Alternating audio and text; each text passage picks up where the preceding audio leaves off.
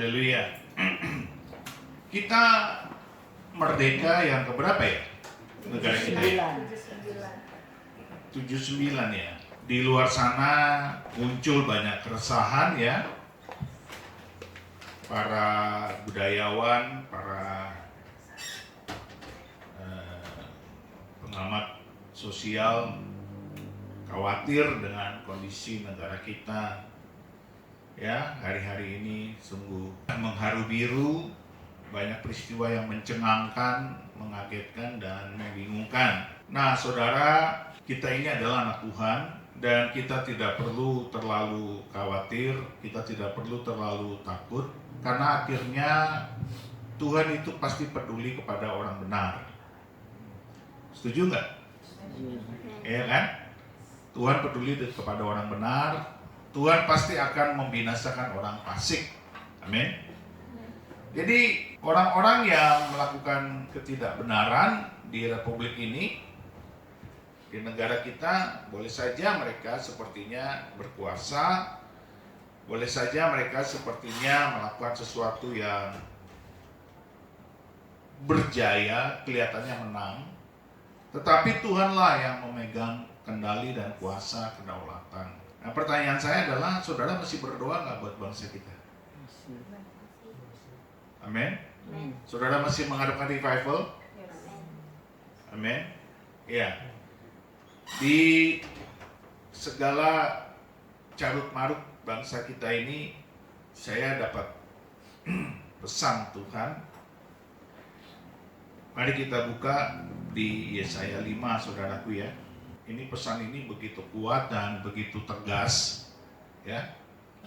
Yesaya 5 ayat yang ke-20. Demikianlah firman Tuhan.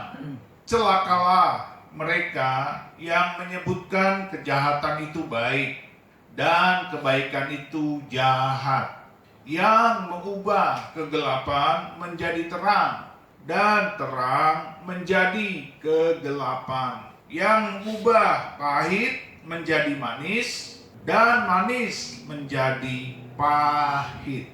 Puji Tuhan. Saudara lihat, hari-hari ini kita melihat bahwa spirit of manipulation atau ya roh yang memanipulasi itu sedang marak, sedang berkeriapan, sedang terjadi di republik ini. Segala hal bisa dimanipulasi, segala hal bisa diputarbalikkan. Dan di situ dikatakan mereka yang menyebutkan kejahatan itu baik dan kebaikan itu jahat.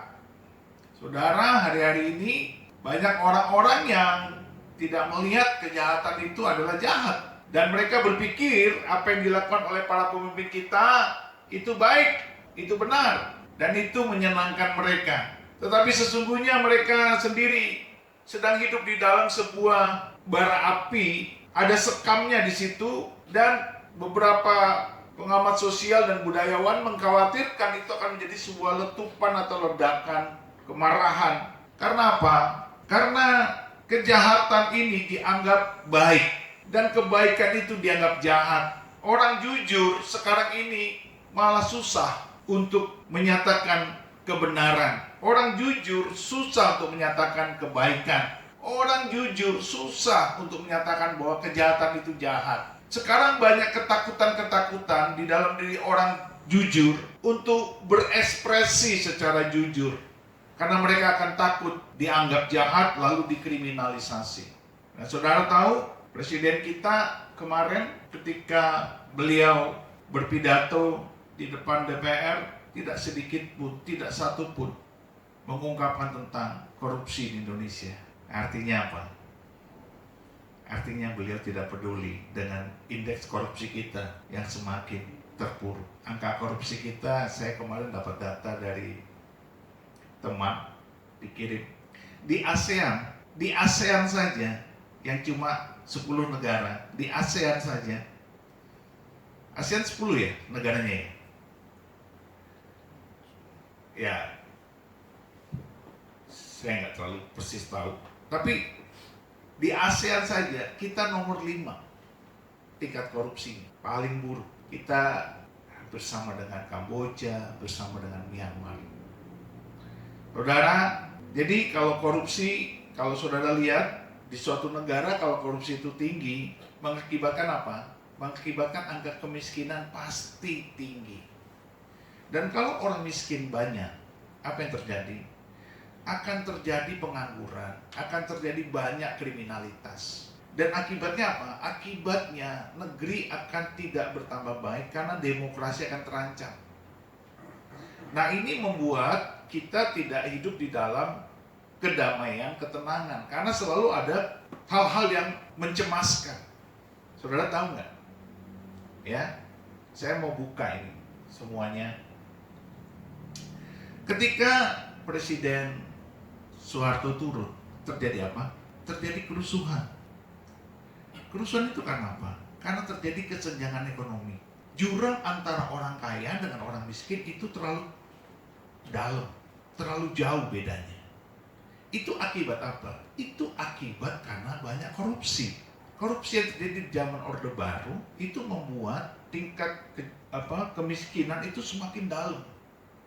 Dan orang kaya semakin kaya karena dia korupsi, dan orang miskin semakin miskin. Maka terjadilah demonstrasi, terjadilah kerusuhan sosial. Dan saudara, perhatikan baik-baik. Kerusuhan sosial di Indonesia pada masa itu akibatnya ditiru oleh negara-negara lain. Waktu kita mengalami reformasi, dan reformasi itu melahirkan pemimpin-pemimpin yang kita harapkan, kita rindukan untuk memimpin negeri ini dengan lebih baik. Ternyata para politisi kita itu melakukan ini, bahwa mereka tidak mempunyai kepentingan selain daripada kepentingan mereka. Jadi mereka bersinergi, berkoalisi, tujuannya untuk hal-hal yang mengedepankan kepentingan mereka. Saya menikmati kebebasan, kemerdekaan di reformasi awal. Setelah itu tidak. Dan saya melihat sendiri bagaimana kerusuhan sosial terjadi di Indonesia. Saya melihat dengan mata kepala saya sendiri bagaimana mahasiswa-mahasiswa itu dibunuh. Waktu saya masih dinas, diperbantukan di Bank BRI Pusat, ya kan? Di kantor pusat di Semanggi. Semanggi itu di depan kantor pusat BRI itu, di depannya itu ada kampus Universitas Katolik Atmajaya, ya kan? Kampus Universitas Katolik Atmajaya itu sebagai markas kedua selain markas Trisakti mahasiswa. Mahasiswa yang pertama-tama menjadikan Trisakti sebagai markasnya. Lalu yang kedua adalah kampus Unika Atmajaya. Itu di Semanggi. Saudara, apa yang terjadi? Pada masa itu tidak ada HP, belum ada HP. Tahun 98 itu. Saya melihat dari sore, dari lepas maghrib sampai subuh pagi menjelang matahari terbit, itu tentara dan polisi nggak berhenti loh nembakin mahasiswa. Itu saya melihat di depan. Jadi jendela kami itu, jendela ruangan kami itu langsung melihat ke Semanggi.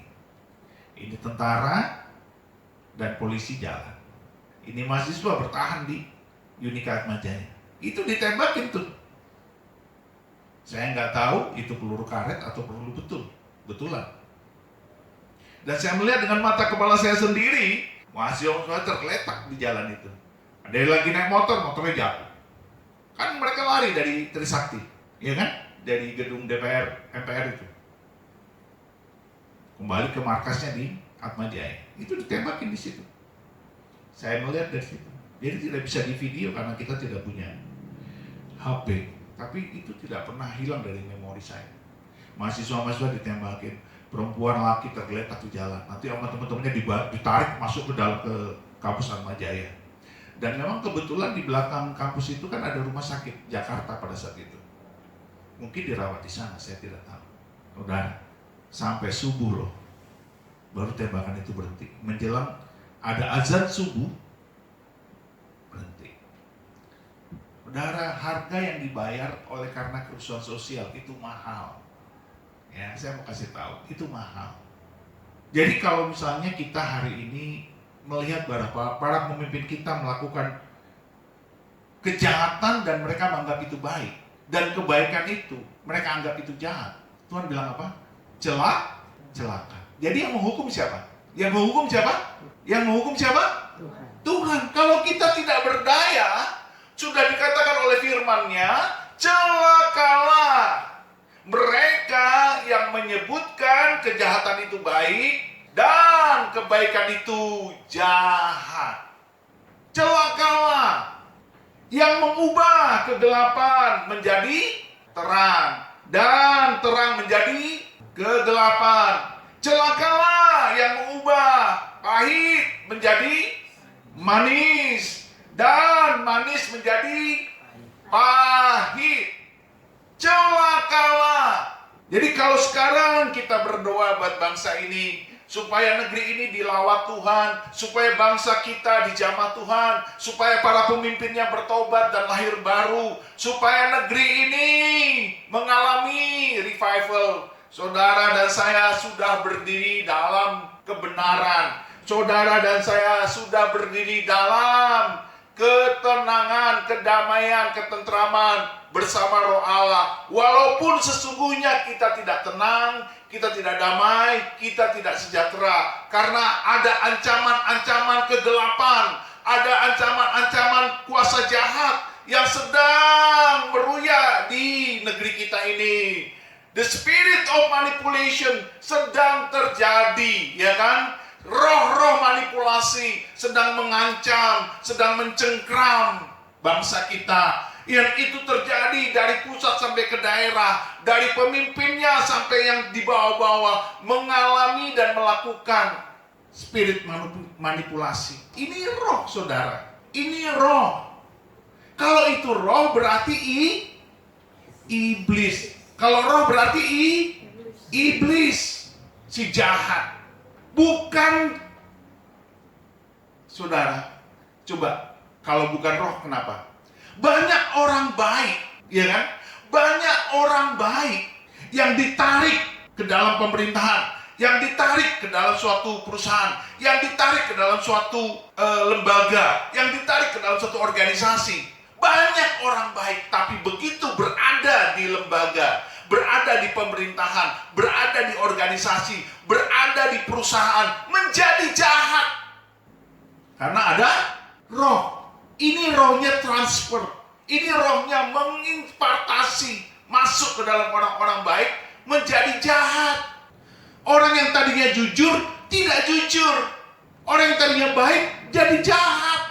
Orang yang tadinya tulus menjadi tidak tulus. Spirit manipulasi sedang melanda bangsa ini di kemerdekaannya yang ke-79. Saudara, kalau ada orang beranggapan hasil daripada korupsi itu manis, ya, nikmat, Tuhan bilang apa? Celakalah. Jadi sebenarnya sudah ada hukum Tuhan. Apa yang kita tabur akan kita tuai. Kelihatannya baik. Saudara, negeri ini tidak bertambah baik karena tingkat korupsi kita luar biasa tingginya. Ya kan? Lembaga-lembaga yang diberikan wewenang untuk memberantas korupsi justru terlibat dengan kejahatan. Ini khotbah saya agak keras ya. Tapi saya nggak peduli. Kenapa? Karena saya mendoakan terus bangsa ini. Saya meratapinya, saya menangisinya. Kalau ada orang, hamba Tuhan, cuma bisanya mengkritik, cuma bisanya nyinyir, saya tidak. Saya adalah hamba Tuhan yang menyatakan kebenaran, tetapi sekaligus mendoakan, menangisi, meratapinya. Sampai hari ini, saudara dengar baik, saya masih berpuasa buat bangsa saya. Saya berdoa, saya berpuasa. Saya tidak mengerti kenapa begitu panjang puasa saya. Sudah bertahun-tahun saya puasa. Istri saya paling tahu bagaimana saya berpuasa. Itu sebabnya saya punya hak untuk bersuara kebenaran. Karena saya akan mengatakan kebenaran itu adalah kebenaran. Saya akan menyampaikan suara kenabian. Supaya dunia tahu bahwa mereka tidak berada dalam kondisi baik. Karena ada spirit manipulasi yang sedang terjadi di republik ini. Bahkan di dunia pun spirit manipulasi itu tetap ada. Dan itu pekerjaan siapa? Iblis. Oleh sebab itu, saudara dan saya yang hidupnya benar, saudara nggak usah takut, saudara tidak usah khawatir. Hiduplah dengan firman Allah, hiduplah dengan ketulusan, hiduplah dengan kemurnian, dan berkatalah di dalam kejujuran. Alkitab bilang apa? Matius 5 ayat 37 bilang apa? Jika iya, hendaklah kamu katakan iya. Jika tidak, hendaklah kamu katakan tidak. Apa yang lebih daripada itu berasal dari si jahat. Nah, saudara lihat.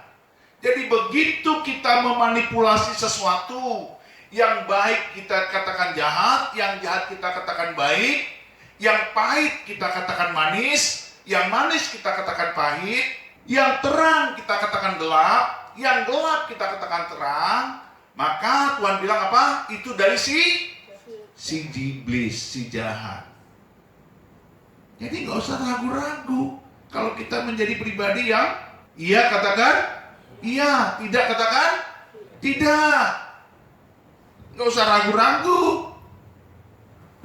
Karena Tuhan ada di pihak kita. Sudah sampai sini paham? Saudara nggak deg-degan kan? Firman ini nggak keras kan? Enggak. Karena kenyataannya memang begini Indonesia. Ada orang yang kita duga baik ternyata jahat. Ya enggak? Kita nggak sangka. Ternyata kita kena prank.